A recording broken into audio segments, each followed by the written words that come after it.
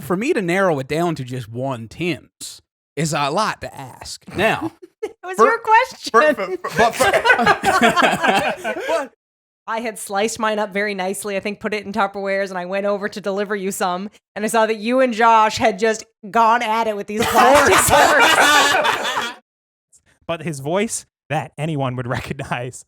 hey, that's a sweet ride. What the hell was that? Oh my God.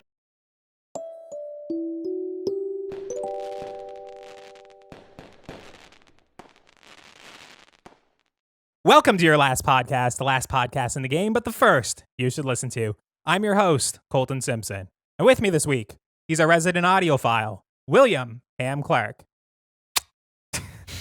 And always in my corner, we have the amazing Grace Tatigian. Hello, hello. And last but certainly not least, down there at the other end of the table, it's Mr. Listen himself, Josh Vey. What are you at? So what is your last podcast? We're a conversational podcast where every week each of us brings a topic of conversation to argue amongst ourselves and talk it out for your amusement.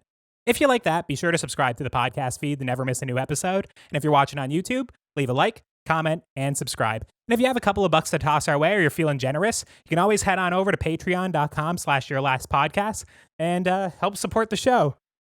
Please, sir. And we have a very special episode for you guys this week. Oh my God. Those are so horrible. Oh, jeez, I think Beltone is going to make a few dollars for hearing aids after this. Gotta get rid of those before we go on. But yeah, we have a very special episode for you guys this week. We actually made it to the 10th episode, which, there's definitely been some trials and tribulations along the way. I didn't always think we were going to make it to 10 episodes. So the fact that we're here it's quite an achievement in and of itself. Throughout the episode, you guys have watched 17,600 minutes of us just sitting around a table talking. We got 1,400 views, 250 plays on podcast services, and we're sitting at 48 subscribers on YouTube. So if you're holding out, now's your time to shine. We need 2 more. So before we get into the topics this week, we were just kind of going to talk about the last 10 episodes of the show, for 10, 15 minutes, whatever it takes to kind of go over some of just the behind the scenes things of your last podcast and what it takes to run every week. Like, without Ham doing the audio and fixing it up every week, we kind of sound like this. If we're just taking the camera audio, and obviously this coming out doesn't sound very good. Speak for yourself. Or like before the color grading is done and we kind of adjust the lighting and, crop in where, you see all of this, which, you might be able to see a bit of the couch over there, maybe the refrigerator on Josh's angle. It's not quite as glamorous like before we actually do all the editing. I don't know. We're pretty glamorous. Man, you're on your own for this one. Me and Grace look good. Always. But there's just a lot of work that goes into the show every week that I just thought it'd be fun to talk about. Just some of the things and, bumps along the road of getting a show out to you guys every Wednesday at 4:30. Walking down memory lane. Just reminiscing. And Grace, what about you? Do you have anything to kind of kick it off down memory lane?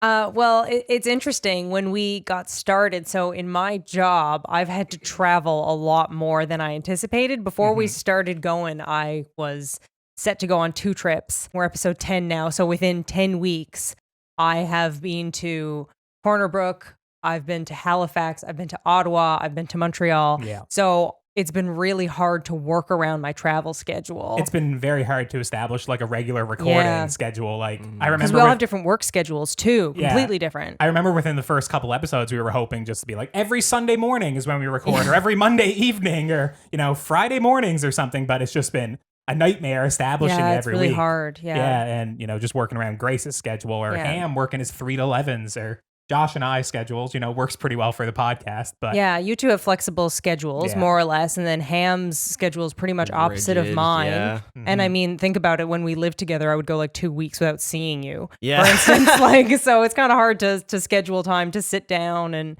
chat. Mm-hmm. Yeah, it's definitely hard to get together, but it's worth. Yeah, worth it. Yeah, but just like some of the things, like every single week, like the very first episode of the show, which I was so excited for. But if you actually go back and look, we missed the Wednesday entirely. We actually didn't launch until Thursday. Oh, yeah. Yeah, so I was very upset about that. I wanted to make sure that we were consistent the entire way through, always Wednesdays at 4:30. But the first episode of the show, we actually had to re-record in its entirety. And why do we have to re-record it? Because Ham's phone stopped recording. Oh, yeah. It recorded Yeah. 14 minutes and then just turned off. Yeah, we were using Ham's phone as one of these extra cameras, Yeah. and it just stopped recording. So we had to re-record the entire episode. We had to rehear Josh's Fursona story, which, what is it? Jiffer? Gibber the antelope. Yeah, we had to And Ralph, I've recently transitioned to Ralphie the moose, but anyways, yes. Okay. But yeah, we had to like re-record all of that, and every single week it's just been It's been something. It's been something. Oh, every we've single been week. dodging more fucking icebergs than the Titanic, and it's just like that's not the first time that we had to re-record, and it certainly won't be the last either. Yeah. Well, that's No, the thing. Like probably the won't audience be. doesn't know. Like even though we're celebrating the 10th episode, we've actually recorded 14 episodes now. We had an alpha episode, which was just I think us sitting around the table, kind of oriented in this way with a phone in the middle, just making sure we can actually talk to each other for an hour. We had another one which was just kind of setting up the camera, like the big camera and the lights, trying to get us used to that. And then, we had to re-record episode 1. And there was another episode along the way that we had to re-record, but I think that one actually turned out better when Yeah, we it did. re-recorded It it. did. Yeah. So that wasn't quite as a travesty, but every single week there's something, whether Oh, or yeah. not, whether it's one of the cameras dying, whether it's the rendering time, which takes 6 to 7 hours. Ham Failing? spilling his coffee all over the table, and we had Yeah. to we had to record with a soaking wet tablecloth, and Oh. I'm Not only sitting here that. like itching. But she absorbed down through yeah. the tablecloth and morphed into the wood and started dripping down into the interface. And Yeah. yeah. And then Fucking there wasn't there? nightmare. No, that was the same time when it kind of got on Yes, your what a MacBook tangle bit. to be in that was. Oh, yeah. You weren't in the best mood when we started that recording, but it's just No. every single week there's been something, and it's been a lot of work. Like the first episode, it took me 38 hours straight. Like I didn't sleep to edit it, and now now that we're kind of getting into the swing of things, I can do an episode in probably 12 hours, and you take an hour to eat there, but it's a lot to handle every single week while we're doing this. Yeah, you definitely do a lot of work. Yeah. I'm flat out Monday, Tuesday, Wednesday every 'cause single you, week. You do the like we show up, but you do everything. Yeah. So Yeah, in terms of the post process, Yeah. I mean, I certainly can't have an interesting conversation about myself for an hour. I mean, I need Mr. Man over there at the end of the table for that. At Yeah. least him. We have had many interesting conversations at Tim Hortons. So. Couple, a few a time or two in the corner in Tim Hortons watching ambulances go by. Oh, yes. Oh yeah. We'll talk about that later when we get to my topic. But Josh, do you have anything you want to point out, like with the show? Like anything that you really enjoyed doing, or maybe some things that you didn't realize that were going to be so much work getting into it, or? Well, the biggest thing for me was I didn't anticipate the reactions Mhm. from mostly people from back home, but there are a lot of you out there that live a long ways away that I did not anticipate watching this. And, once you start getting some feedback and you start getting people that are paying attention to what you're doing, it sort of puts the squeeze on you to make sure that, listen, this guy really liked or this girl really liked this part of this show. So now I got to sort of, I'm a bit of a competitive person anyway, so I got to try to one up that story next time. I got to try to deliver on that same quality. I can't fall down on my knees, right? So that's sort of something that's a little bit challenging for me is like, fuck, I got to come up with a good answer for that now, There's more of a competition with myself than anything else, but even just with regards to like what Grace was saying, I remember there was a point there back in early March where she was gone out of town for work, I was gone out of town for work, and we had to record 3 episodes in the span of a week and a half, something like that, right? Mhm. So I mean, that's a lot of work, boy? yeah, Like, sometimes it's hard to get enthusiastic when like you've just recorded one, like you've put on this face and been laughing and joking, and it's like, okay, now we got to sit down, we got to do it all over again. It's well, tough. that's the catastrophes. Like that time when we recently recorded an episode and the audio was gone. Yeah. Mhm. Well, I mean, it was you, right? yeah, well, always. Josh is cursed, like with Oh, his yes. audio. Like if you go back and listen to episode 2, I think if you listen to Josh just specifically, like the entire episode, he's basically drowned out by the end of it. Like Yeah. he just keeps canceling himself out throughout the entire episode. That's Like- half because he's so Jesus loud. Yeah, but that episode is just his audio just straight up didn't record, and obviously we can't have an episode with Josh sitting over there talking and you can't really hear him. But Yeah. I don't know. You could have like a subtitled episode or something like that. See how that goes, anyways. Yeah, it is a struggle to come up with topics every single week. I know all of us care about the quality of the show and making sure we have the best things chosen every week. But it's just sometimes we pick a topic and we think it's going to go off great, and it just doesn't wind up. Yeah, when it falls flat. When it falls flat, it's really disheartening. And sometimes we actually structure the show around like, oh, okay, Josh has a good topic this week. Let's lead with that because it's funny. And then we wind up being more serious about it. Or like last week when I chose a Star Wars topic where Josh and I can wax on about that for 2 hours and, have an interesting conversation to ourselves. It might fall a bit flat once I rewatch it. So there's definitely episodes where after we finish recording, I feel like that was a good episode. And then when I'm watching it back, I'm like, oh my God, it falls a little bit flat. So that's something we're always trying to make the best episode for everybody to watch. It's just, every now and then, if you're recording an hour show every week, not everyone can be amazing. Not everyone could have Gibber the Antelope over there, We're trying, though. We're trying. Never give up. But yeah, in terms of watching yourself, too, anyone else find that's a funny, strange thing to watch yourself? I certainly did for the first couple hours, but as weird as it is, you sort of get used to seeing yourself. Like at first, you're wondering, what are you doing? Scratching your cheek or itching your arse or something, right? Like you can just sort of hone in on yourself. But with regards to at this point now, I just watch it, and more often than not, I don't even really pay attention to what I'm doing or what everyone's doing because I'm just listening to the content and looking for the reactions more so than anything, right? Yeah, like when I'm editing it every week, it had to become something very quick that is like, I just don't care what I look like anymore. Like, obviously, yes, I put on a button-up shirt and make sure my hair is nice, but if I wind up doing something stupid throughout the episode, I'm like leaning, and Grace is having a good story. I have to cut to Grace and give her camera, right? It's like, if I look stupid, it doesn't matter. Or like, if Ham's over there playing with his eyebrows and Josh is telling a good story, we're going to have to focus on that, regardless if it doesn't look the best. It's just, you definitely get used to watching yourself and just kind of being like, well, it's for the good of the show. Whatever looks the best. If I look stupid or something, it's as long as it's for the good of the show. It makes you very conscious of what you're doing. Like the first couple times we recorded, I was like, my posture is terrible. So now I work really hard to sit up straight. And even still, I'll find like I'll look at the video later, or parts of the video, and go, man, I'm slumped over again. I just have but I mean, bad geez, posture. I mean, you're like a toothbrush over there compared to I'm the humped over like Quasi. I'm trying. Hey, bye. Yeah, you could definitely see a lot of this throughout, everyone adjusting their posture throughout we watch. I mean, yeah, we're very cognizant of how we're holding ourselves. And I mean, I think for the first couple episodes, most of us were just gripping the mugs the entire time because we just weren't feeling natural, in front of the camera. Well, and yeah, that's a large part of the struggle is getting used to talking in front of the camera and talking to you guys, right? I mean, there's 3 cameras recording us here right now. It's very difficult to sort of not deal with it. I mean, I can stand up in front of a classroom of youngsters and teach, but delivering in front of 3 cameras and there's no one there, it's like a scary silent audience, right? Yes. Especially with someone like yourself, because you actually play to the cameras as well. Like, I hate having to talk to the cameras as I do the intro. I never do. Yeah, it's just it's too much. But Mr. Man over there is just sometimes when he's into his story, he kind of brings the audience in on the story, which is that's such a great part about like Josh when he's telling stories, right? Like he includes the audience members. That's really good. But yeah, one of the biggest wrenches for sure throughout the case of the show came from Mr. Man over here. And literally after episode 3, which if you go back and watch, it's the episode where Ham literally talks about his audio recording and like what he wants to do as a dream. It's fucking ironic, wasn't it? Oh my God. Mr. Man drops the bombshell on us that he wants to leave the show. He doesn't want anything to do with it anymore. Couldn't handle fame. Yeah, he was too glamorous. The fame and fortune that was coming his way, he just couldn't handle it. But yeah. All the prying eyes. Episode 3, like I remember that was when Josh and I had the interview. We had the interview with, what was it, CBC? CBC. Yeah, like Labrador Morning, which I don't know where that is, by the way. They should put that up online. Boys, get on that. I'm going to tell you something. Now, listen, hold on now.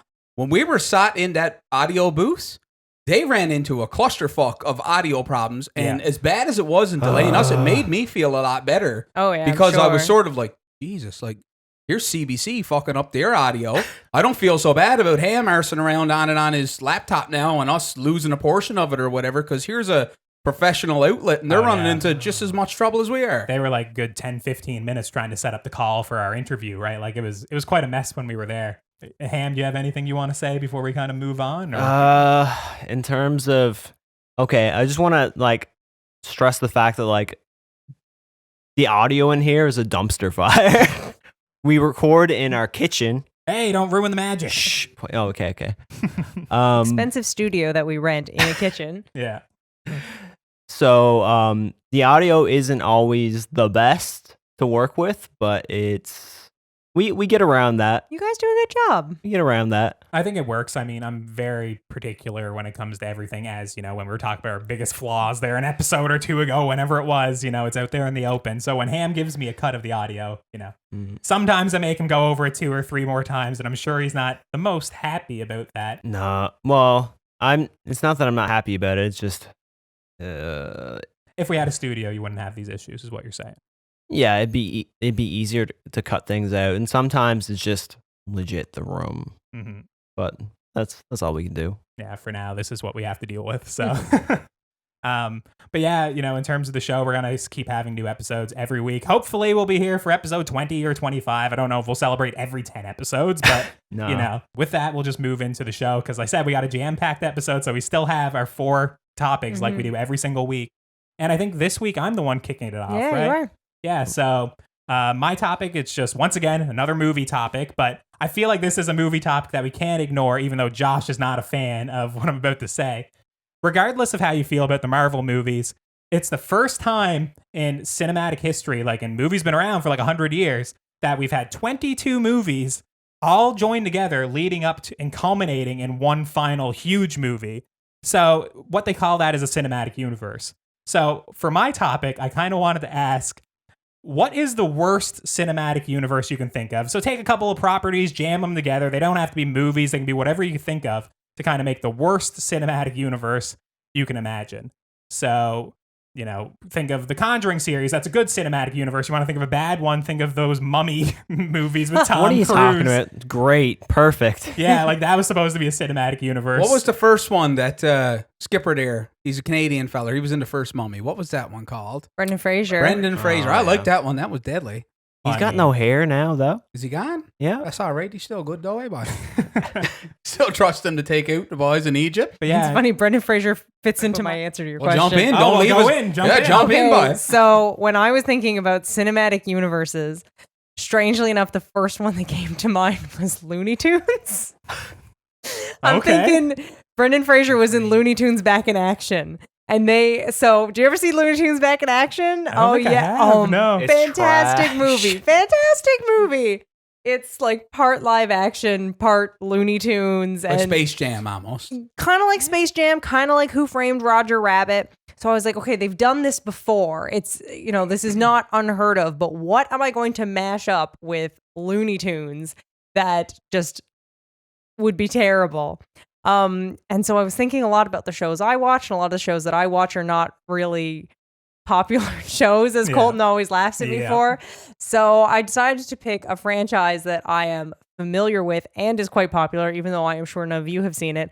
I'm thinking Looney Tunes and Sex and the City is just. I was would actually be- thinking Were that. you? Yeah. Oh my god! Not I'm both just. of them you What? weren't. Yes. What are you thinking about that? What Were are you you thinking about actually? that for? You had thought to combine those two. When you were talking about Looney Tunes, yeah. Oh Oh yes. my God. And there's one episode in particular that really made me think of it. I won't get into all the details, but Carrie decides to go and pitch a book to a publisher, not realizing the publisher is a children's publisher. And she goes in to pitch this like bodice ripping, steamy romance, realizes it's a children's publisher. And so she makes up the story on the spot about little Kathy and her magic cigarettes. And she smokes these cigarettes and can go anywhere she wants. And I was just kind of like picturing that, but like animated, or like maybe there's Bugs Bunny in a dress behind her with her Chanel bag or something like that. I was like, this could be terrible. This could just be so awful, and yet I don't know, hit so many high points. Yeah, that sounds like another one of those mummy cinematic universes where they manage to make one movie and that's it. It just dies and never goes on. Ham, do you have an answer for what is the worst cinematic universe you can think of? Okay, so my answer hinges on Michael Bay. So I wanted to combine the Transformers universe and his hideous Ninja Turtle universe Oh my and God. mash them up into one thing. Oh my 'Cause, like, God. Neither of them are particularly great films at all. They're just lens flares, explosions, and it'd be a cool mix of 80s meets 90s. What's I think. interesting about that is you have 2 Megan Foxes in it. Oh my god! Was that the girl who got the toe thumbs? Yeah, that's Yes, her. it Yeah, is, yeah. Jennifer's Body? Jessica's Body? What was that I movie? think it's Jennifer's I'd body. let her Jennifer touch me with her toe thumbs. Oh, yes, sir. Bring it Yes. on. Why not? Thumbs or not. But no, I just think that'd be great, just because they're both garbage movies, and you could just have Ninja Turtles making dumb jokes while Optimus Prime goes on his super serious spiels, and I don't know, they're both really dumb really dumb movies. And who's it? Mark Wahlberg's in them now. Yep. So you can bring Funny him you mentioned in. Marky Mark. Grace, I'm going to have to get you to get up. Oh my! All right. Can you go and reach underneath the cushion over there? Oh, this is gonna be good. Yeah, underneath. Hid it under the cushion? Yeah, underneath the alarm clock. There you go. Grab those pages and bring them over Oh here. my God! Are we being cast? So you're being cast in what my movie is going to be. Oh, I'll read all brilliant! of this. Grace, I think you got the deepest voice on the panel, so I'll let you. excellent. Josh, you can do a Boston accent, right? Boston. All right, perfect. Get my cock And keys. you have one line, but it's very important. I think it's the last line, so don't worry about it, all right? Okay. Now, I don't know if this is going to work. I haven't pitched this to them at all, so this might be terrible, but that is the whole point of the topic. So I'll just go ahead and I'll start reading. It's 2 or 3, 4 pages long, so just, it is Wow, bad. when you said Oh you had my a God. bit, you weren't kidding. No, Yes. there's Are a we getting bit here. paid for this or what? Is this contract work? This is contracted work, so hopefully it works funny, or it is funny. If not, maybe no one will ever see this, so no Man. pressure. What's this bit the bald head? Is that Brendan Fraser? Working? Don't worry, I'll read it. So,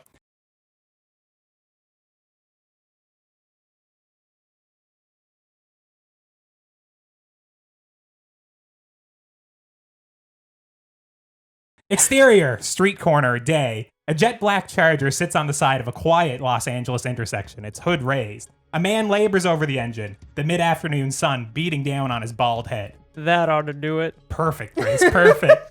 The hood slams shut, revealing a man that every teenage boy from the early 2000s idolized, Dominic Toretto. His signature wife beater, a cold Corona in hand, a stoic yet confused look on his face that only the likes of Vin Diesel could muster. It's all there. He takes his seat behind the wheel and turns the keys. A dumb smile spreads across his face as he feathers the gas pedal and the V8 engine rumbles. I could get used to this. Because despite being in 9 movies, he still hasn't. His post-repair grin fades as the sound of a much clunkier engine fills his ears. His eyes widen. A ratty pickup truck pulls alongside him. Large sunglasses and a Caterpillar ball cap glance across the front seat and out the passenger side window. Most people wouldn't know who the hell this is at a glance, but his voice, that anyone would recognize. Hey, that's a sweet ride. What the hell is that? Oh my god! Oh, perfect!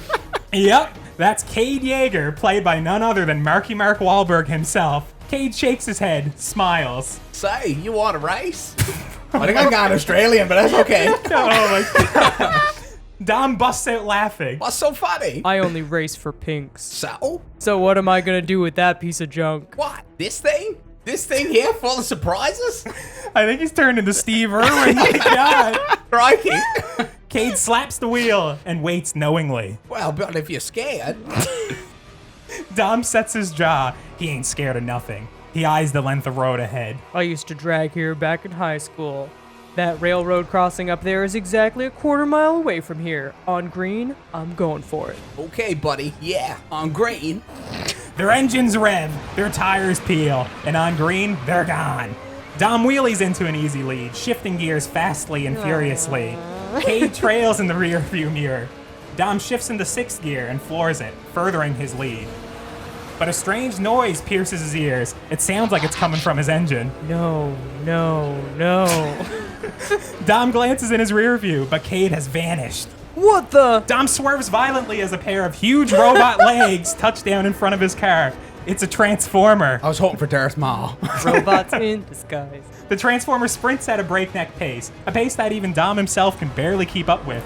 The railroad crossing ahead flashes. Come on. The train nears. Come on. Nearer steel. Come on. But he has no choice. He has to do the one thing he's never done before. Slam on the brakes. The train passes mere inches away from his front bumper. He glances at the transformer, also caught by the train, and just shakes his head. Then his eyes narrow. A transport truck in a rundown warehouse shudders. A Volkswagen Bug left in a nearby lot does as well. They transform before his very eyes. His extensive auto-mechanical knowledge has left him ill-equipped for this. He's left completely and utterly dumbfounded. The Transformers walk toward him, gather around his car. The train passes. Cade slips out of his Transformer's cockpit, fixes his ball cap, his shades. He smirks. I told you this thing was full of surprises. Yeah, that almost made me spill my beer. Dom pulls from the bottle in his cup holder, calming his nerves, but completely ignorant to the dangers of drinking and driving.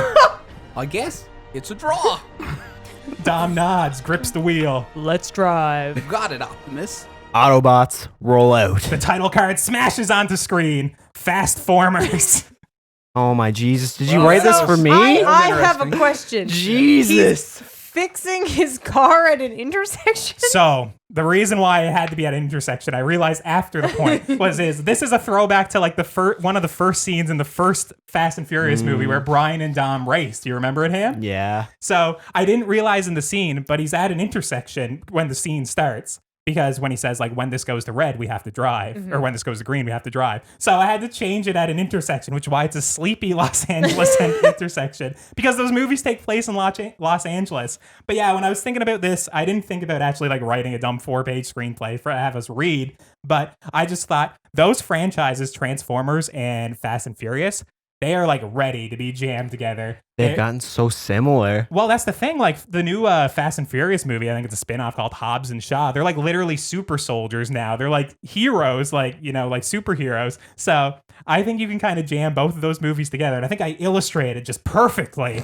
how great they merge together with all the terrible dialogue. It's just, oh my God. I just had to take the opportunity to do it. So I've only seen the one with the rat in it. Who's Dom? Is that Vin Diesel? That's Vin Diesel. Okay, Yeah. now I know. So yeah, Vin Diesel's the I can main see guy. why you I'm not cast gonna me lie, as him. I'm a bit fucking disappointed that it wasn't Tokyo Drift involved in this at all. Is that the one There with was the no rat? drifting. Now I think the rat is that the first one, Ham? The first Fast and Furious movie? Second Fast and Furious Second. movie. That's a really bad one. Oh, there we. I've They're just in seen the one with the Miami. rat. But yeah, Yeah. Cade Yeager, he's the new like person. He's the Shia LaBeouf of Transformers now, but obviously they made him cooler and he's just like effortlessly working on vehicles all the time. He's super cheesy. So I just had to take those two things, mash it together, and I thought it'd make for a funny little scene on the podcast. You know, I'll throw in some audio effects after it, and you know, hopefully it works. But I want to know what happened to your accent, Josh. Well, but like, What was that? It's hard to Multicultural. It's hard to transform.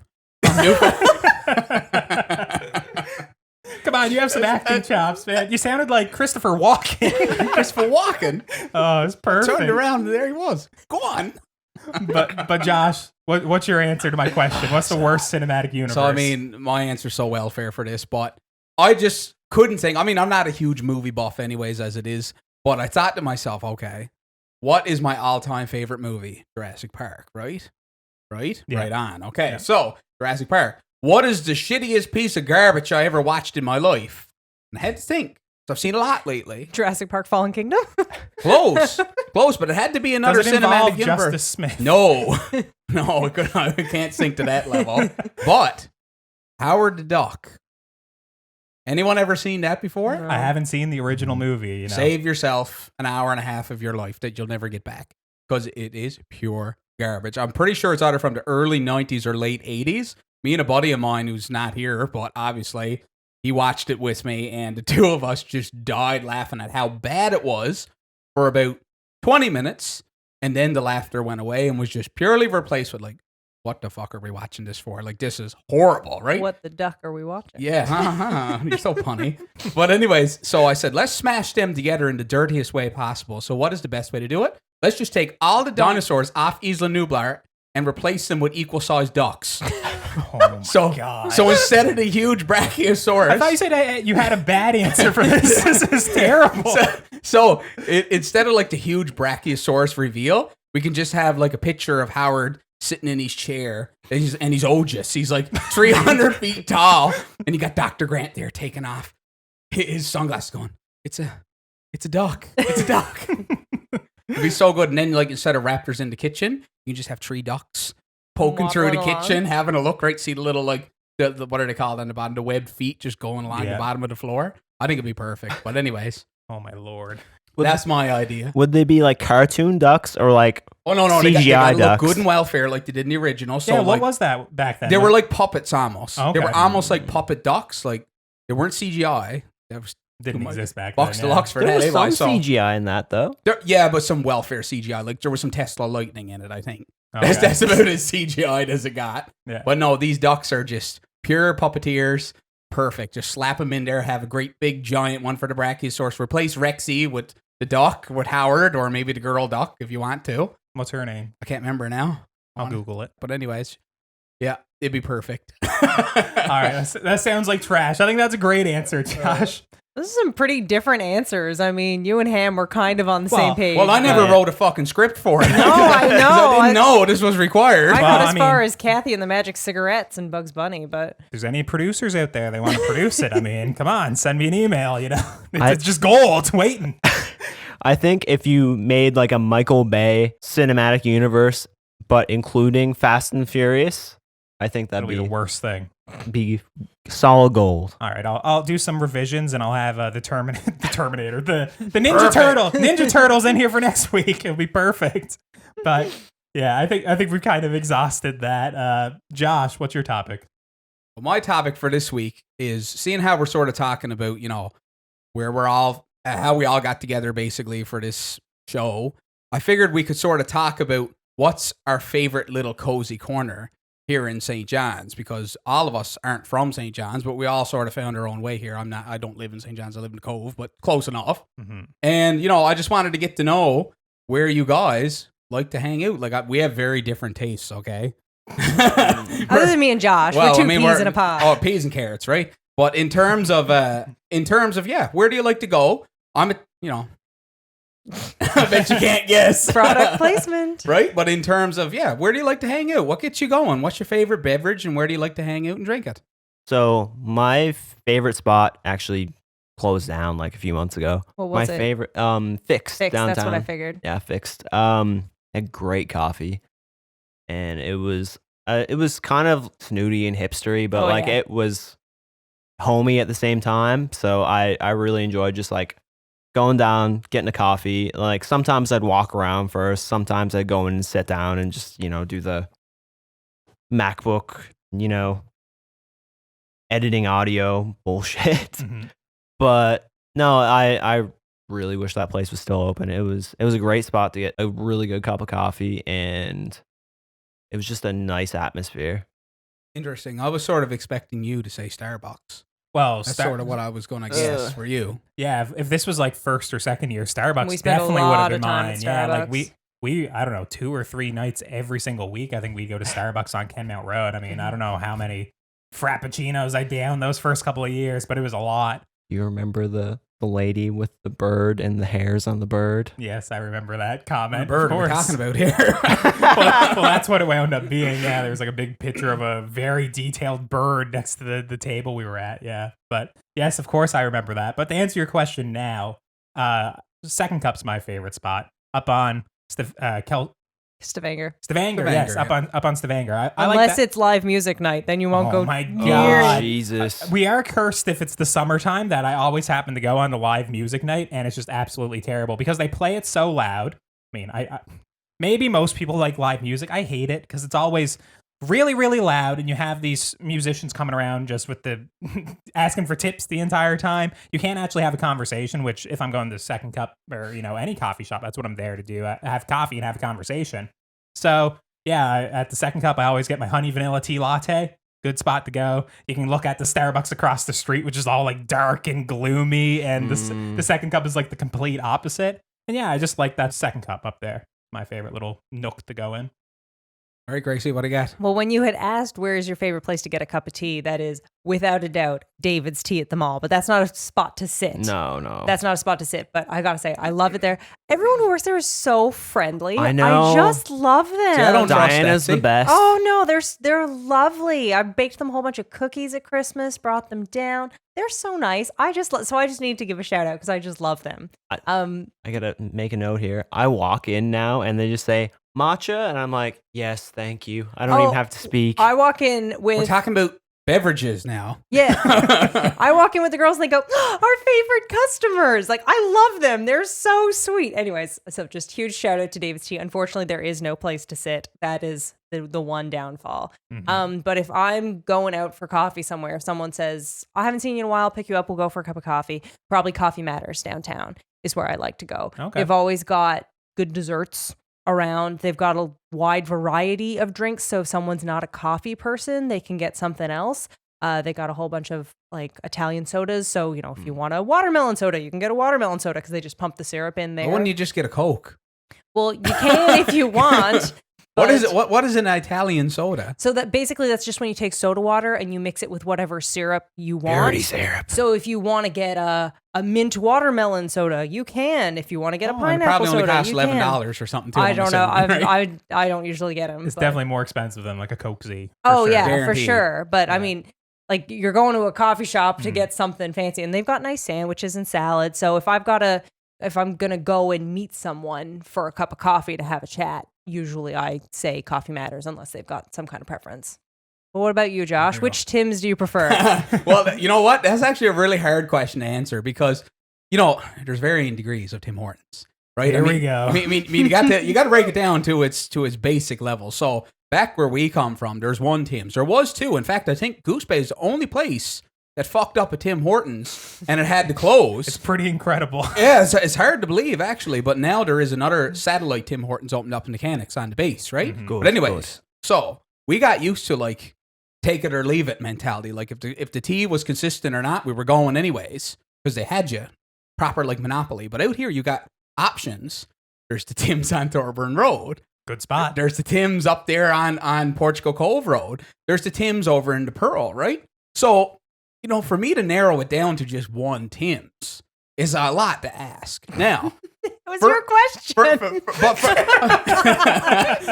but this is what I'm saying. And that's I did come to a conclusion, but there's a bit of a process behind it, right? So I got to explain it. Okay, walk us through. So here's the deal. If we got to go with where the best tea, the best consistent tea is, it is without a doubt the Tim's on Portugal Cove Road. They got an average mean wait time of 42 seconds from order to delivery, right? The new Tim's card works consistently. Everywhere else has fucked up on me at least once or twice. But there they got a consistency of like scan, record, tap, and pay. Perfect. Works at best kind. Am, it looks like you want to say something. You're shaking your head. You're so upset. So, well, I mean, he's a traitor. He's a traitor. I mean, when it comes to coffee, I'm pretty much a whore, so like it don't matter. But like, is it? But hold on. There's more. So, Jesus. Okay, keep going. Now, if we're going to talk about the best place to sit down with the beverage, it is without a doubt the Thorburn Road one. Yeah. Because and there's a particular seat I likes to sit in, and Devise knows this. Oh, yes. Because we meet up there quite a bit. But I like to sit in my vantage point with my back to the counter so I can look out the window. And I plays a little game that while we're there having conversations, I count the ambulances that go by heading towards the health science. And there's always some feller that comes around and plunks down next to us and wants to have a conversation. Usually he's coked out of his tree, but it makes for a good laugh. And it's a good wholesome experience and sort of adds to the story, right? Blue canoe. Little blue canoes here. Yeah, or you get some skeet come in and when they got to roll up the rim for the bicycle, he gives the wheel. Every single skeet comes in, got to give the wheel a spin on the bicycle. Mm-hmm. So the Thorburn Road one probably wins out over the Portugal Cove one simply because of the atmosphere. But with Great atmosphere. But with regard to the beverage, if I had a perfect world, I would take Portugal Cove Road Tim's, combine it in with Thorburn Road Tim's, create a superstore, and we'd all live happily ever after. Now, is it the location of Thorburn Road, or is it the layout of? It can't be the layout of Thorburn Road. That you like, right? It is, and the reason why is because it's a miniaturized version of what we grew up with in Goose Bay. Home, yeah. It's a smaller version, so I kind of get a little bit nostalgic when I go in there. And you can sort of like, oh yeah, it's got. I know my way around this Tim's. Whereas you go to the one that's down there on Topsa Road, and it's a fucking disaster. You go in there, you know what I'm talking about, which is just down there across from Dooley's. Oh yes, yeah. I mean, you go in. There's the only place I ever got in where the line's not straight. Comes in on angle out your door. Mm-hmm. What's good at that, right? I mean, you go in there, you don't even know where to stand. Line up, useless. So Thorburn Road Tim's, 100% best place in town. The Thorburn Road kind of messes it up because they cut out a garbage can, and every single time we go to leave, we go to lay it on this garbage can that does not exist, but it exists back home. So that's always. You know what? I got it done though. It took me a while to figure it out. All right, let's hear it. So what door is that right? What is that right next to that exit Drive-through. door? Drive-through. So they don't want people walking out in front of fucking cars and getting run over and killed. Well, whereas back home, fill your boots. I was Go going to on. say what happened back home. Back home, go on, fill your boots, right? They don't care as long as they got your $1.80 or $2.25 now. Mm-hmm. You know, they don't care. Get run over. But yeah, no, that's my take on that. So, what do you think? Want to go for coffee or what? Go for a cup of tea? Yeah. Perfect. All right, Grace, what's your topic? All right. Well, this is kind of spawned from a conversation I had with my mother when I was home. People often ask, like, if you won the lottery tomorrow, what would you do? So a different version of that is if you won the lottery tomorrow, let's put it at $1 million. Let's say you won $1 million. I don't know. I don't buy lottery tickets. I don't know how much That's you a win. low lottery. Okay, so it's more than that. How much do you win at the lottery? I've never bought a lottery ticket in my life. How much do we want to set it for? Yeah. Okay, well, let's say 649 pull whatever that is tonight. I think is $15 million or something like that. Okay, so what would you do with that, All right. Gracie? Well, I don't want to know what the first thing you would do is. I want to know what the second thing you would do. Because the first thing, it's easy to come up with. Oh, I would, I don't know, buy a skidoo if you're from Goose Bay, I guess. I don't know. No, stole it. But what's the second thing you would do? So it's not the very first thing that comes to mind. It's something that's, a little bit lower on your to-do list. But once you've done that thing that you really, really want to do, what are you going to do next? Colton? I mean, my answer is kind of boring, like in terms of the first thing, because I don't have a first thing I'd want to buy. I'd pay off my debt is the first thing I'd probably do, in terms and you buy a dozen beer afterwards with what you got left over. Oh my God. It's not quite that bad. I mean, we're talking $15 million here. My God. But yeah, the first thing I do is probably pay off my debt, like buy a house somewhere. I don't know if I'd want to get one in St. John's or wherever I'd want to get one. I got $15 million. That's a lot more than $1 million. Mm-hmm. So I don't know, I might buy a couple houses, buy a house for my mom, pay them back some for the help they've given me. But in terms of the answer to your question, like what would I want to do is if I had, I'll go with $1 million because once we got 15, that's a lot. Mm-hmm. I would just, I'd want to self-finance a short film. I'd put a lot of money into it back here. I'd make sure that I'm waiting to hear back from a couple of grants. Hopefully I'll get some money to actually make a short film with some professional people. But that's what I would do. If I had any amount of money at all with $1 million or with $15 million, you could have a fully professional cast. No, I wouldn't want to cast, like, I don't know, Chris Pratt. I'd still want like me. Yeah, or you or me. I certainly don't want to cast me. But what about Australian Mark Wahlberg? He'll be available. I'll put him in the background. Yeah, he'll be a good background actor. But yes, I'd want to do a short film. I have so many different scripts and so many different ideas. So that would be your number 2 thing. That would be my number 2 thing after I paid off my debts. And if you don't want like boring answers, like I'm going to diversify investments. No. I want real answers. Don't go broke. You mean intelligent answers? I don't think I would wind up diversifying investments right away. I would definitely have to buy something with it. And hopefully a short film or something like that would be something that would just exist forever. It wouldn't be like a TV where in like another 10 years, if I get another good Sony, that it just dies. So yeah, I'd want to go with something that's going to last and something that could possibly further my career and get me on the right path I want to be if it went well. So yeah, that's what I would use my money for. Right. Ham, what about you? All right, so I'd probably do something similar to himself over there. I'd most likely, after buying a house, paying off whatever debt I have, all that stuff, I would probably set out to build a studio. I don't know if I live in St. John's still, honestly. I might. Goose Bay, is it? Oh, yeah. No, but I'd probably end up just building a home studio. Where would you want to go then if you were thinking? Do you have a place in mind of where you'd want to move to set up your studio? Because for people in the movie business, pretty obvious everyone goes Los Angeles, so I didn't even bother mentioning it, right? Like where would you want to move for music? No, probably not. if it was still in Canada, it'd probably be in Toronto. Good spot. I'm terrible. And like not even necessarily because like it's like super nice. Like apparently like trying to set up a studio in Toronto is a shithole because you have a lot of noise everywhere. But like just because there's a lot of musicians there and it's like it's our New York essentially. Other than that, I think I'd want to travel. I haven't gotten to go much of anywhere. Yeah. So I'd probably take a weeb trip to Tokyo. And I don't know, I'd like to see some of the UK. I think that'd be nice. Yeah. All right, Josh, you've got a grin on your face. Okay, so what studio you opening? I mean, all these answers are very, very like hopes and dreams oriented. So for me, after I made, if we're sticking with $1 million here, the first purchase obviously would probably be to help out my family. Divvy up some of the coin in between, my parents so that they could do whatever they want to do. But after that, the first purchase. See, this is so easy for me, right? I mean, you guys had these convoluted answers. F350 Platinum. Oh my lord. F350 Platinum diesel graces over there have got a clue whether I'm talking about a house or whatever. Pickup truck. Oh, it's a Pickup car. truck. Okay. Oh yeah. Oh no, it's not a car. It's a It's pickup got truck. 4 wheels. So it's a Super car. Duty F350 pickup truck, jacked up to the nines, put her up almost as high as the moon, diesel motor into her, big bog tires on her, put the snorkel on her, get good and obnoxious with it. I'd have a $150,000 pickup truck ready to go sit in the driveway. God. Are Oh, cars yeah. that expensive? Yeah, that thing trucks will be. trucks. So on average, like if you look at like a pickup truck, you're not getting a pickup truck now for less than $50,000, and that's for a normal pickup truck like what I got out there. If you want to have like a Super Duty or a heavy duty truck, oh yeah, $70,000-$80,000. It's kind of funny because I had a conversation with a buddy of mine here recently about this, and they were saying I don't understand why people go out and buy sports cars as a symbol of wealth, because you go out and you buy a $50,000 Camaro and everyone thinks he's Bucks Deluxe.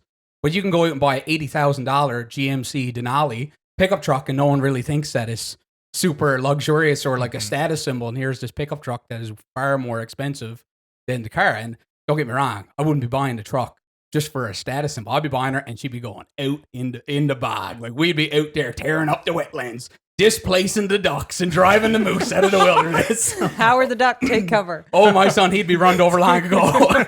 But anyways, that's what I would get, because if you got that much money, yes, blow some of it by. Then you can diversify your portfolios and invest in various stocks and e-transfers and blah, blah, blah. But yeah, no, you want to go and have some fun, right? So for me, fuck yes, I want some big old Jesus truck, right? Absolutely. So then after that, if I got anything left over, I'll spend my money wisely. But until I get that box satisfied, we're going to be wasteful. All right. Yeah, no, the reason I thought of this is because that, it's a conversation that comes up every once in a while.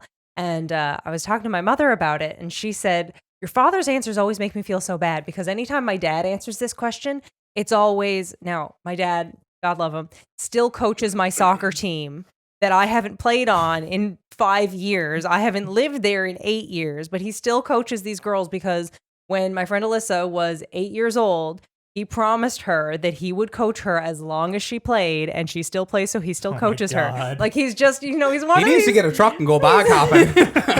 But anyways, He's a new hobby. This topic comes up, he always says, like, I'd buy all the soccer girls new cars. I'd, the community pool that we grew up in, I'd, give them $100,000, get them to redo the whole thing, all this kind of stuff.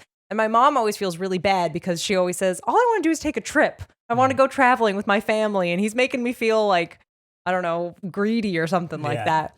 And so it was interesting because my answer was kind of in between the two, because my first thing, kind of like you guys, first thing, pay off my debts, get rid of my mortgage. I'm lucky I don't have student loans. I don't have credit card debt. I've got a mortgage. And I mean, not a huge mortgage. My house is the size of a postage stamp, but still. But the second thing I think I would do is I would pay off all of my friends' student debt. Because there is just so much, and I've got so many friends who have invested a lot in their education, and they just didn't have the money to pay for it. I was very lucky because my parents had saved for my education, and I just look at all of my friends who every paycheck that they get in after they've graduated, they got to put so much of it back towards their education, and they're struggling. And I think that that's what I would do with my What about my truck second loans? thing. You pay them off Well, too? Well, if it's $15 million, sure. That's the girl. Perfect. But yeah, no, that's just kind of, it was a conversation I was having on a walk with my mother, and I just thought that was a good podcast topic. Well, it's interesting, Grace, because we actually know someone from back home who did win a substantial amount of money. And in Goose Bay, there's been a few people that are after winning money. And I had the pleasure of getting to know one of these fellers who won quite a substantial amount of money. I believe it was in the tens of millions of dollars. It was, yeah. And it was amazing how humble he stayed. He was a part of a guitar group that I started in Goose Bay, and he would sit down, and if you never knew the difference, you would never be able to tell just by his mannerisms or the way that he acted that he was a multi-millionaire, right? But the very first thing he told me, because I did ask him point blank, I said, geez, boy, what did you do when you won that? He said, I took off instantly. I got out of town until the stress and the realization and the reality sort of set in as to, okay, this is done now. This happened. What are we going to do? Because you got to think very carefully about this stuff. Because if you start dishing out money to people, like, how would I differentiate what aunt I like more and give more money to? I mean, they're going to talk, right? You know what I mean? So he told me that pretty point blank. He traveled for like 2 or 3 months to make some big major decisions before he came back to town. So, it's a fun topic, but it's also one that you never know about. I buy $6.49. Please, come on, give me the numbers, right? Could be. I hope to be in that situation someday. It'd be awful. No, you say bye. Yeah. Alrighty. Okay. Ham. Oh yeah. Zoned out for a second. Whoops. So I wanted to bring up how we all met. Great topic. So I'm gonna start off with how I met Mr. Man over here, Gotta because do the story justice. you can key in if you want. All right. So we were 10 years old, I want to say, or 9. It was the first day of grade 4. The first day, grade 4, yeah. I walk into, what is it, Peacock Elementary, Yeah. trying to make some friends. I go down to the lockers. I see Mr. Man here talking with another person about The Legend of Zelda, Ocarina of Time. Me being the person I am, I said, "Oh, that's a great game. I just beat it." What were Ham's first 2 words to me? Probably fuck off. Yep, that's what they were. That sounds about right. Straight from the valley. Yeah. Yeah. Well, that's a great game. I love that. Fuck off. So, of course, best friends right away. Set it off, right? Set it Yeah. off. That's pretty good. That's excellent. Nice touching No, moment there. but in particular, how we became friends is, I think, the better story. So I was sitting here, drawing out of my, Legend of Zelda manual. I think I That was he probably needed because he didn't beat the game on his own. yeah. Fuck you. And I think I was gonna color him. So I walk over to Mr. Man over here because I knew that he drew in class too, because I was like, what a nerdy mouth breathing like. I mean, Fat kid. back then, if you were drawing in class, people would kind of gather around and look at it. It was a cool thing to do. I mean, when you're in grade 10 and still drawing dragons, it's no longer cool. But in grade 4, if you could do it and do it well, I mean, you get the eye of everybody. So yes, people knew that we both drew in class. So I walk over to him and ask if I can borrow his pencil crayons, and he was like, "No." Of course not. 'Cause Look at his first words to me. 'Cause, well, to be fair, yeah, I was a bit of a cunt, but so being the defensive, angry little child that I was, I smacked his head off of the window because I thought he was talking shit to me. That's right. Straight out of the valley. Straight out of the valley. He took the pencil crayons by fourths. With he took fire and blood. Yes, and smacked my head off the windowsill, so I punched him in the lip. And we were both sobbing in tears. Still in grade 4? Yeah. Still in grade 4. Yeah, and sent to the principal's office, and from then on out, I think we were friends ever since. Kind of joined houses, we could draw, while Ham was drawing something from his Legend of Zelda book, I'd peek and see what he was drawing and draw it faster, like I've said before. Share pencil crayons, which I don't even know why we'd bother with, because it'd always make the drawings way worse. Every time. Garbage. But yeah, that's how Ham and I met. Yeah. Josh, how did you factor into the picture there? Well, like a blossoming flower, I came later, right? I came into the picture probably. See, I had a very different group of friends. I was sort of all over the place in high school in terms of friend You groups. were, yeah. I had, the Skidoo crowd. And then, believe it or not, I was actually quite heavily involved in like the drama club. Mhm. Oh, no, it shows from earlier. Definitely. I know. I learned that accent in grade 8. See, I wasn't getting beat up. I wasn't nursing around doodling, so I was learning. But no, I was actually pretty heavily involved in that for at least junior high. And then more so into high school, I kind of got into the Skidoo crowd. But on top of that, what was really huge at the time was like playing Xbox and Call of Duty and stuff like that, right? So that's how I met Mr. Man here, was through, and of course, Ham come package and parcel with that. Was through another mutual friend of ours. I used to play Xbox Live with him. There's a few of us used to play actually, and I was quite good friends with his missus at the time.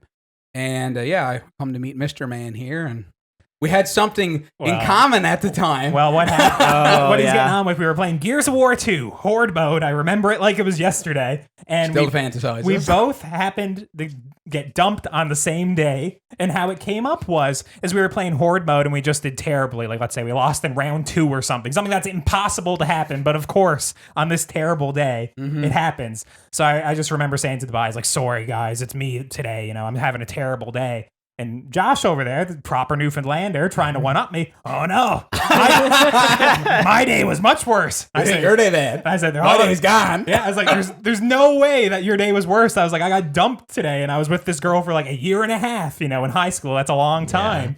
So he was like, "Wow, I was with a girl for, what was it, like 2 years, Something whatever?" like that, yeah. And he got dumped the exact same day. So True, yeah. So we kind of commiserated on that, and our mutual friend James, I think he was half drove crazy having to sit around us, just sobbing basically for 3 or 4 months straight about it. And quick friends from that, I think, just misery loves company, I think. Pretty much. And then, of course, when we would go bopping around, in come Ham.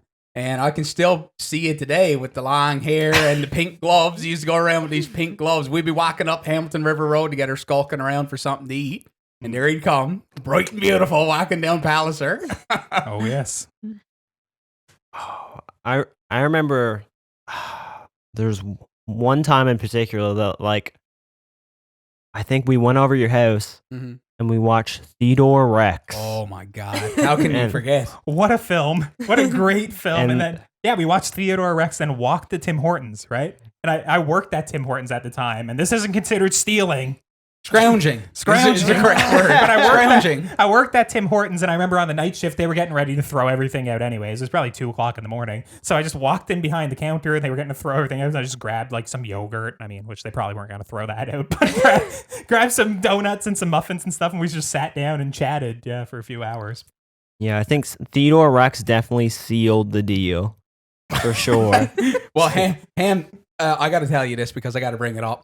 Do you know what my favorite childhood memory of you is? Can you take a guess? What's my favorite Ham moment from growing up? What do you think it is? Oh, I know it. What do you think it is? I don't know. I'm pretty iconic. Where do we spend a lot of time? Where do we always end up? No matter where we were sauntering around town, we'd always come to this one watering hole. Where was it? Fuck. It's in MOT. She's for sale now. He's talking about Midway is what he's talking about. Yeah. So Midway. Poor old Midway. So, we'd always end up to Midway. Usually we go to Kentucky Fried, have something to eat, and then walk across the street, sit down Midway, have something else to eat. Right? Got to. Like you would. You got to double down. And this one particular time, he knows what I'm going to say. So we sits down, right? And anyways, she was chinched. She was block solid in there. You couldn't get no more in there if you tried. And there was this youngster screeching. He was probably about, I don't know, a year and a half, something like that. Infant, Very probably. young. Yeah, barely out of the womb. But anyways, he was screeching and screeching and screeching. And we were just all sort of rotted because it was minus 40 out, right? And we didn't want to have to leave and go somewhere else. No. And they were seated in the booth crazy. directly behind us, and the parents weren't really doing anything to quiet the kid. They were just eating, I think, and leaving the kid scream. Before we even had a chance to discuss, all right, boys, what's the option here? What's the game plan? Ham twists around in his seat, leans over the top and goes, "Fuck off!" Screams at the youngster, and by the shit, he shut up some fast. Yeah, the youngster shut up, and neither of the parents said anything either. It's just quiet. Yeah. Anyways, that was it. We eat our burgers and snake bites pretty quick that time. I think we were all shit baked. We were going to get kicked out. Yeah. I thought you were going to talk about the time that I made a shiv out of a Coke can. Oh my God. God. That's another great story. Yeah. That's another good one. Yeah. Star Trek 2009. Well, he wouldn't shut up, would he, Ham? No. He had it coming. Oh, that's good. Well, I guess we got to incorporate Gracie into this Yeah, I'm a trifecta little here late to now. the party. So, Colton, you and I met. So when we moved to St. John's, you were the first person I met. Mm-hmm. I was standing behind you in line. Well, 2 people behind you in line to get our keys for Rez. And I was nervous out of my head, so shy, didn't know what I was going to do. My plan was to get here, study, get straight A's. With all my transfer credits from CEGEP, I figured I could have my undergrad done in 2.5 years and just head back home. Mm-hmm. And that was my plan. I wasn't planning on making any friends or anything. And my mom is like you were chatting with the girl who was standing ahead of me in line. You were so excited because you were in the big city. And I just wouldn't say anything. And my mom is like, talk to your, like the nice young people over here, make friends. And so finally my mom like either makes a comment or anyway, I get roped into the conversation and we start chatting a little bit. And I remember one of the first things you asked me is, have you been to the mall yet? Great spot. And you asked me if I was excited to be in the city. And I told you, actually, I'd moved here to get out of the city because I hate the city. And, we got chatting. Anyways, when we got to the point where we were separated from our parents because we had to get our pictures for our ID, that was when you and I realized we had the same birthday. Yeah. And that was when our mothers also realized that we had the same birthday. So while we were separated from our mothers, they ordered us those Chartwell's birthday cakes. Yeah. They ordered you vanilla and me chocolate with the intent that we would meet up and swap cakes, and very indicative of our personalities come September 30th.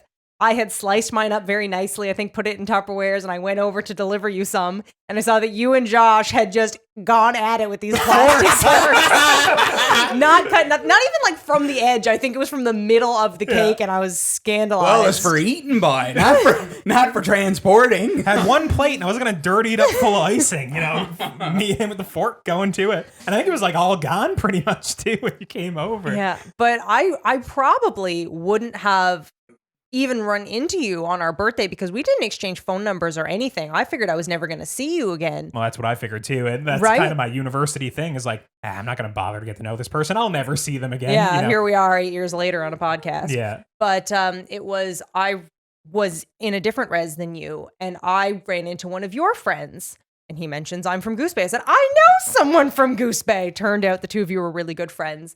And he was going to go eat at dining hall at the Coughlin table, and he invited me to go along. And so that's how I came to sit with you, and that's where I got to know Josh, was at dining hall. But and good spot to meet I think up. is how you met Ham as well. Yeah, same thing. Yeah. So Ham was over there. I had heard a lot about you, but I hadn't met you. I only met you very quickly, though. He's a man of mystery. Yeah, I think I was exactly. like dropping something off to him. I can't remember what it was, but the second time I met you, you probably remember this. I don't know if you remember this, Ham. Yeah. You were still living up in Portugal Cove at the time. Oh, Jesus. And you were over. This was back when you still had long hair Still and in everything. Anglican Cemetery, was it? Yeah. Yeah, that's right. Yeah. And so you had come over, and for whatever reason, I stopped by your house. I don't know what it was, but you're sitting there eating like Mary Brown's or something, like something full of meat. And I said, well, Ham, what are you eating? I bet you once. I'm like, well, what are you eating? And Colton's just like, I don't know, and just eating your Mary Brown's. And here I am, devastated that you haven't got anything to eat. And so I ran back to my apartment, which was in a different building, and I made you a quiche. Oh, And that poor quiche. And I brought it back, and you ate some of it. I don't know how much of it, but you had never heard of a quiche before. You had no idea what it was. My mom was not making any quiche when I was growing up. Geez, he that's had for a sure. full box of taters to eat by if we were at Mary Brown's. Yeah, why am I going to worry about quiche? Well, Ham was probably hungry. Anyway, so Ham eats anything. Yes, he's like a shop vac, boy. any taters left over, he could have had them. But anyway, so you didn't know what quiche was, Colton, so you didn't refrigerate it, and you left it on your counter for like 5 days. And then when I came over next and I saw it there, and I was like, oh my God, throw this out immediately. You were like, why? I said, it's eggs. You can't just leave it on the counter. I mean, Ham didn't put it away, and I didn't know what it was. It looked like an alien to me. So, yeah. But yeah, so that's how I kind of fit into the picture. And then who did I adopt first between the two of you to come live at my house? Colton, you lived with me for a little while, and then you left. And then Ham, you was were second. you were homeless, and Yeah, I you was moved The in. storm of 2016. I fucking remember that. I was on vacation and I ended up moving a refugee. Yeah, Oh, yeah. It was wild too because I was out in Toronto and I don't even know how I realized that Ham's apartment complex was destroyed in You a probably saw it windstorm. on VOCM or I something. saw it somewhere. I was just out in Toronto, so I texted Ham. I was like, "Ham, did your apartment get destroyed?" He said, "Yeah, I'm gonna be homeless tomorrow. Like I'm finished living on this person's couch." I was like, "Oh my God! Well, Grace has an extra room. You could probably live with her." So yeah, that's how you guys winded up living together. Yeah. But you had lived with me briefly before Yeah. you went to Toronto. Then you came back from Toronto, and you lived lived with me again. again. And then we Yeah. were 5 in the house, and then you two got your own place. So Yeah. Yeah. Yeah, and I'd be remiss if I didn't tell how Ham got the nickname Ham Oh, because of we course. all It's refer to it. I mean, important. you know, we've all you all said how you met me, but Ham, just 1 year after he told me to fuck off, I wrote a speech on my best friend, which was William. And midway through the speech, And you love public speaking so I much. love public speaking. Yeah, I mean, if people don't notice how red I get sometimes on this podcast, I mean, it's pretty obvious. But yeah, I was doing my public speaking, you know, doing my speech, and I messed up his name midway through. And instead of saying William, I said Will Ham, and everyone bust out laughing Is in the that class. Miss Murphy? No, Miss Brumfield. Miss Brumfield. Miss Murphy was grade 4. Oh, okay. But yeah, grade 5, I talked with my best friend Will Ham. And eventually, just over the years, it just got shortened to Ham. So he's just always been Ham to me, and Ham to pretty much, if they met Ham through me, Yeah, that's his he's name. Ham, yeah. Yeah. So, yeah, I'd be remiss if I didn't mention that. But I think you did a speech on a toilet, and you wound up cracking up halfway through and breaking down and didn't finish. Yeah, I couldn't finish it because I just wrote some like dumb shit about a toilet. Yeah, I don't know. Like, I don't know if I like have like a hard time public speaking. Like, I can't finish sentences, but like that's just how I talk. See, integral speaking in component. I don't know. general. You could probably be prime minister based on what we got in there now. I just remember you talking about them throwing sewage into the streets, and you started breaking down laughing, like just in tears and just keeling over, and then that was the end of his speech because he couldn't continue. So Excellent. But yeah, with that out of the way, I think that's going to do it for us this week. You know, we're your last podcast, and this was episode 10, so hopefully it's a half decent episode. And you know, if not, thanks for sticking it out this long. So, if you like what we're doing here, make sure to subscribe to the podcast feed to never miss a new episode. And if you're watching on YouTube, leave a like, comment, and subscribe. 2 needed for 50 people, so come on. And I'm Colton. I'm Josh. I'm Grace. Oh, That's Ham. that's me. And we'll be back with a new episode next week and every week thereafter until our last. So thank you for watching. Thank you. See you later. Get out of here. Good.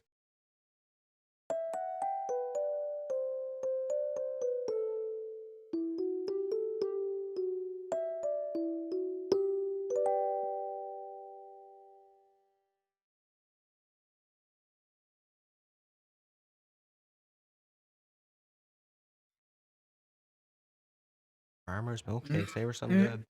So what's the verdict, Josh? What do you think? Welfare. I agree. It's pretty dry. What do you think, Grace? It's as dry as anything, but that's okay. Yeah, he sings pretty good.